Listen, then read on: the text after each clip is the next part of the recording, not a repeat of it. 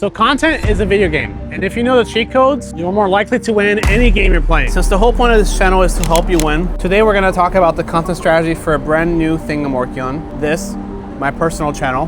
We're gonna talk about why I'm doing it, the case for personal brands in 2026, thoughts on AI, thoughts on the platforms themselves, and general content predictions going into the future. Depending on what you're trying to accomplish, one of the things you're gonna wonder is short form or long form. Short form can either be incredibly powerful or a distraction. Let's walk through what short form is really great for. So let's say you were a brand and you wanna fill in a lot of eyeballs at the very top.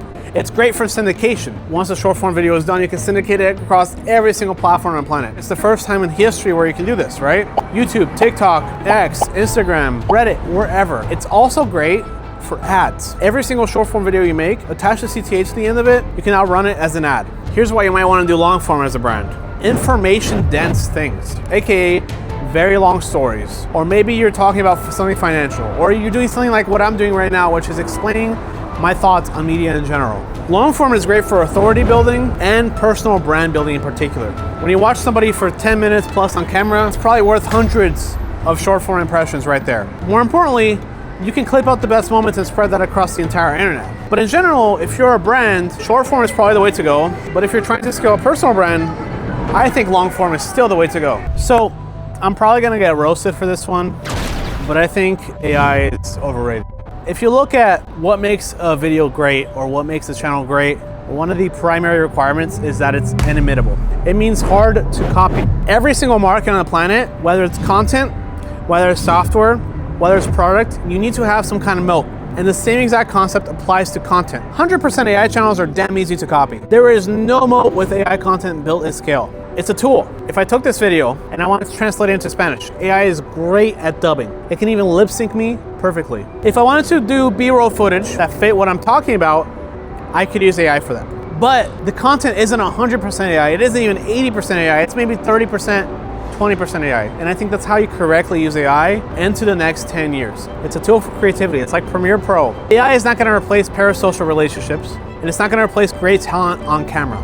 That means that certain categories of channels are actually under massive threat by AI. Basically, all faceless channels on YouTube might be doomed. Any channel that doesn't rely on personalities and doesn't rely on something unique that makes it very hard to copy is under threat. And any channel that's not hard to copy is under threat because I can't wake up tomorrow and pump out a similar video within a day or two. If I can do that for your channel, that's a bad content strategy for you. In the last 5 years, we've scaled 10 YouTube channels. We've gotten 20 billion views. In that process, this has become increasingly true. Video is the default communication layer of the internet. You don't even need to speak a language to understand a great video. It's universal. More importantly, phones have become so cheap. Distribution has been ungate-kept by platforms like YouTube and TikTok that now anyone can reach out to anyone else in the world and spread their message. That means if you are somebody looking to build, you need to be exceptional at video. I decided after 4 years of doing it for my own businesses, I'm gonna do it for my personal brand. I don't wanna be viral, but I do wanna provide a lot of value to very specific people like you. If you're like me, you're probably wondering, Isaac, why do you look kind of evil in this shot? Well, this is the bookend of the video. And in the final segment, I'm gonna break down my strategy for each platform and also give you a little bit of the cheat code for each platform on how to get them to perform really, really well. We're gonna start with YouTube. For you to understand YouTube, you have to understand one thing. The platform cares about people staying on the platform above everything else. Ultimately, that translates into rewarding you for building an audience. The more watch time you have, the better you perform overall. For our last video, we got about a 4% CTR and a 3-minute, 50-second AVD, which is actually pretty good. That's actually where I want to be for my first video. That'll probably get better with time as I build more brand recognition. I can also A/B test thumbnails to improve that CTR dramatically. But for now, I'm gonna keep it very simple and just keep iterating on that first video. For short form on YouTube, that applies the same way, except it's about swipe rate and average view duration. Swipe rate meaning in the first 3 seconds, do people stick through your whole video? For a great YouTube channel like Mini Katana, we average about 80%. For my channel, I've been averaging about 60 to 70%. That's really good for a niche channel. And even better, for my videos, I'm averaging 1 minute. That means eventually I'm probably gonna blow up. On a new YouTube channel, there's a little bit of a warm-up period for short form. so you just want to stick to that past 90 days. This is a vast oversimplification on how to crush it on YouTube, but generally speaking, if you follow these guidelines, you're going to crush it. Instagram is easier to understand than YouTube. Why?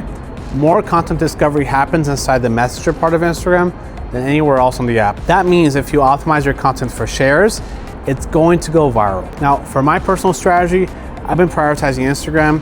I've been delivering high value short form content that's educational, because for me, if I find something interesting, I just share it with a friend, particularly a business friend. TikTok though, organic reach got destroyed by 2023 when TikTok Shop rolled out. It's now basically an affiliate shopping platform.